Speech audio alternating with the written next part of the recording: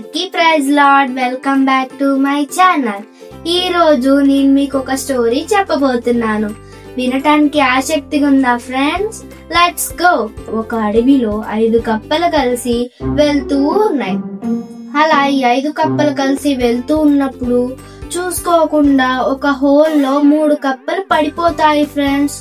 అయితే పైనున్న 2 కప్పలు హేళనగా చేస్తూ ఏమంటాయో తెలుసా ఫ్రెండ్స్?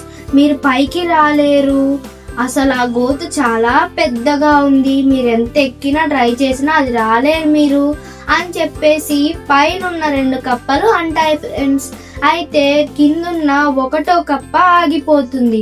అవును కదా, నిజమే కదా, ఎందుకంటే ఈ గోతు చాలా పెద్దగా ఉంది కదా అని చెప్పేసి పైనున్న 2 కప్పలు అనగానే ఈ 1వ కప్ప ఆగిపోతుంది.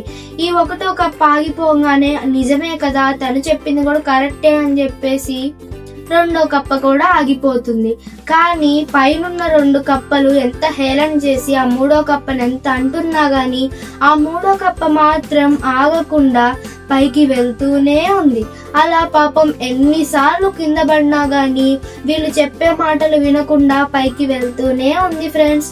అలా మొత్తానికి తను పైకి వెళ్ళిపోయింది.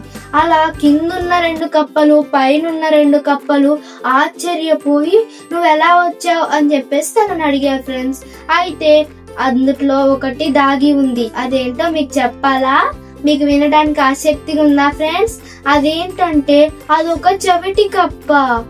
ఇప్పటి వరకు నేను చెప్పిన స్టోరీకి అర్థమేంటో తెలుసా ఫ్రెండ్స్? మీ స్కూల్లో కానీ మీరు రాస్తున్న ఎగ్జామ్స్లో కానీ మీరు గేమ్స్ ఆడుతున్నా కానీ మీ ఫ్రెండ్స్ నువ్వు ఆడలేవు, నువ్వు విన్ను కావు, నువ్వు అసలు ఫస్టే రావు ఎగ్జామ్స్లో, నువ్వు చదవలేవు అని చెప్పేసి మీ ఫ్రెండ్స్ మిమ్మల్ని అంటున్నారా ఫ్రెండ్స్? అయితే మీరు కూడా 2 కప్పల్లాగా నిజమేనేమో, నాకు ఇది రాదేమో అని చెప్పేసి నిరాశపడి మీరు ఆగిపోతారా ఫ్రెండ్స్? కానీ మీరు అలా ఆగిపోకూడదు ఫ్రెండ్స్. ఎప్పుడైతే ఆ చెవిటి కప్ప వీళ్ళు ఎన్ని మాటలు అన్నా గాని తన విజయం తను సాధించాలని చెప్పేసి పైకి వెళ్ళిందో అలానే మీరు కూడా ఆ చెవిటి కప్పలాగా వీళ్ళెన్ని మాటలన్నా నేను మాత్రం నా విజయాన్ని సాధించగలను అని మీరు మీ విజయాన్ని సాధించగలగాలి.